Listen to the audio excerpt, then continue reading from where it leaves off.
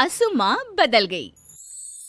कहानी उस घर की है जहाँ बहू और बेटी को एक माना जाता था, लेकिन फिर अरे शिखा बेटा, तू रसोई में क्यों घुसी रहती है?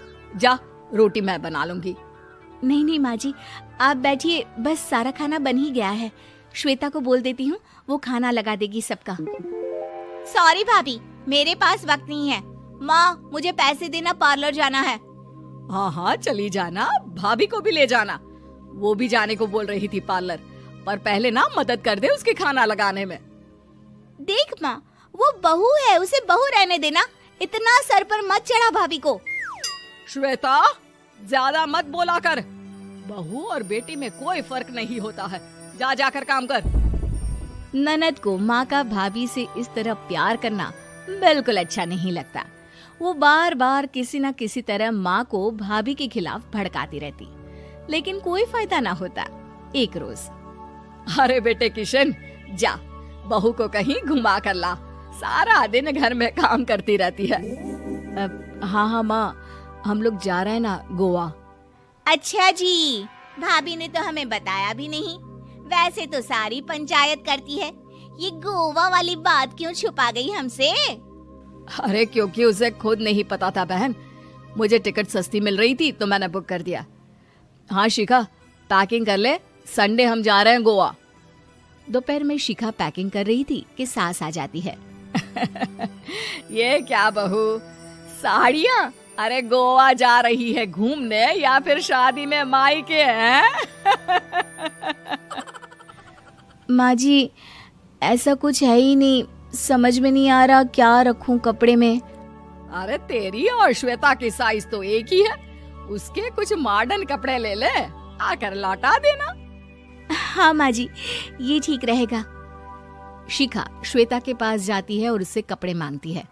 ना जी ना, मैं अपने कपड़े ना दूं, वैसे भी फैल जाएंगे मेरे कपड़े, बहुत महंगे वाले हैं। शिखा मुंह लटकाकर कमरे में आ जाती है तो सास कहती है, चल तैयार हो जा, तुझे मैं शॉपिंग करा कर लाती हूँ गोवा की।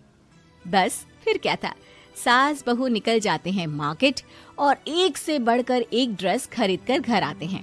पहले बता देती कि नए कपड़े दिलाने वाली है भाभी को, तो मैं अपने ही दे देती ना भाभी को, मुझे दिला देती नए कपड़े।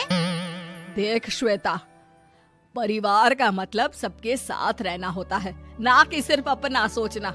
वैसे भी तुझे अच्छे संस्कार सीखने चाहिए।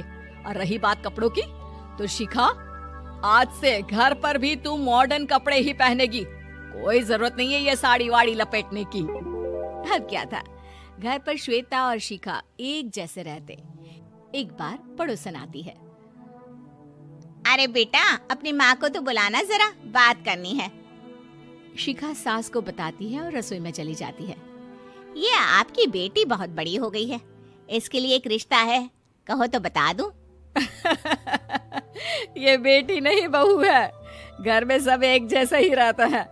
वैसे मेरी बेटी भी बड़ी हो गई है, कोई रिश्ता हो तो जरूर बताना। पड़ोसन रिश्ता लेकर उन लोगों के घर आती है।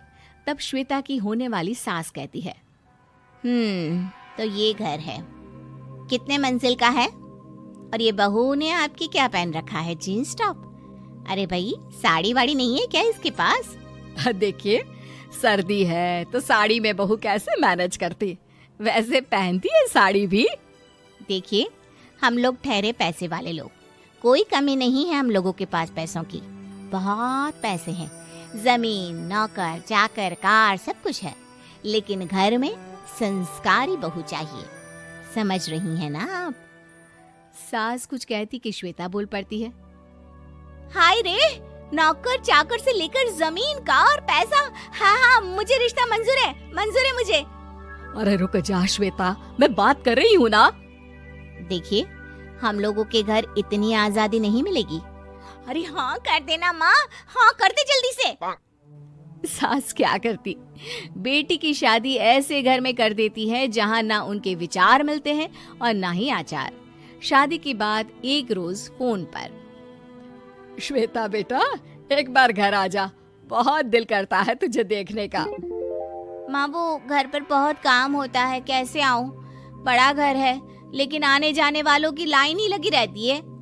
बेटा मैं तो जानती थी उस घर का हाल, लेकिन तू ही नहीं मान रही थी। माँ देख, हर घर का यही हाल है। तेरी बेटी को यहाँ घूंघट हटाने की परमिशन नहीं है और एक तरफ भाभी स्कर्ट पहनकर घूम रही है। बेटा मुझे क्या पता था कि मेरी बेटी को ससुराल के नाम पर पिंजरा मिल जाएगा। अच्छा माँ, फोन रखती हूँ, सास को गर्मा गर्म रोटी खिलानी है। तुम लोगों की तरह नहीं कि एक रोटी बनाओ, एक सब्जी बनाओ, फिर सारा दिन फ्री होकर घूमो। सास फोन तो रख देती है, लेकिन सोच में पड़ जाती है कि एक तरफ बेटी जिसे कोई आजादी नहीं, वहीं दूसरी तरफ बहू जिसे देखकर लगता ही नहीं कि उसकी शादी भी हुई है। अगले रोज। शिखा, अरे ओ शिखा। हाँ माँ, क्या हुआ? कुछ चाहिए आपको? मैं जिम जा रही थी। जिम के कपड़ों में बहू को देखकर सास को घूंघट में अपनी बेटी का ख्याल आता है। देख बहू, घर में बहू की तरह रहा कर। इतने टाइट कपड़े पहनकर जिम जाना पसंद नहीं मुझे। जा जाकर रोटी बना। रोटी? माँ अभी तो शाम की 6 बजे हैं, इस वक्त रोटी? अब क्या मेरे खाने पीने पर भी पहरा है? अरे जब मर्जी तब मैं अपने घर में खा भी नहीं सकती क्या? बहू को अजीब लगता है। वो समझ नहीं पाती कि जो सास कल तक इतनी सपोर्टिव थी, उन्हें अचानक से क्या हो गया। वो किचन में जाती है, गरम रोटी के साथ 2 तरह की सब्जी, रायता, सलाद सब लेकर सास के पास आती है। माँ जी, खाना। इतना सारा खाना? राक्षस समझा है क्या मुझे? रोटी मांगी थी मैंने गर्मा गर्म बस। पर माँ जी, रोटी खाती किससे आप? सब्जी तो बनानी थी ना। अरे भूख मर गई मेरी तेरी बहस से। जा जाकर काम कर, अंदर पूरी रसोई साफ कर। बहू अंदर चली जाती है। थोड़ी देर में श्वेता घर आती है। अरे शिखा जल्दी से चाय ला, पकवान बना, मेरी बेटी आई है। अरे नहीं नहीं माँ, ड्राइवर बाहर खड़ा है। मैं तो घर का कोई सामान खरीदने के बहाने यहाँ आ गई हूँ, मुझे जाना होगा। अरे बेटा, पर कितने दिनों बाद देख रही हूँ तुझे, रहने आ जाना 2-4 दिन के लिए। आ जाऊंगी माँ, जब मेरी सास मरेगी तब। मैं तो रोज मन्नत मानती हूँ कि मेरी सास मर जाए तो अच्छा है। अच्छा चल, जा रही हूँ माँ। हे भगवान, कैसे कैसे दिन देखने पड़ रहे हैं मेरी बेटी को। सास अंदर जाती है, जहाँ श्वेता की जिम वाली सहेली का फोन आया होता है। क्या बात है, आज जिम नहीं आई? अरे पता नहीं यार, आज माँ को क्या हो गया अचानक। पर खैर कोई नहीं, लगता नहीं कि मैं अब जिम आ पाऊंगी। शिखा स्पीकर पर बात कर रही थी, जिसे सास सुन रही थी। यार ये सास ना होती ही ऐसी है। मैं तो कहती हूँ बुढ़िया जल्दी मरे और तू आराम से जिए। शिखा को सहेली की बात पर गुस्सा आ जाता है। माँ के मरने की कौन सा बच्चा दुआ मांगता है मोहिनी? आगे से ऐसी बात मेरे सामने मत करना। हमारे घर की शोभा ही माँ है। क्या हुआ जो थोड़ी सख्ती दिखा रही है? उसमें भी कोई ना कोई उनकी भलाई ही होगी। मैं तो कहती हूँ भगवान मेरे जैसी सास सबको दे, जो सिर्फ माँ की तरह है। सास वाली तो कोई बात ही नहीं है उनमें। सास ये बात सुन रही थी।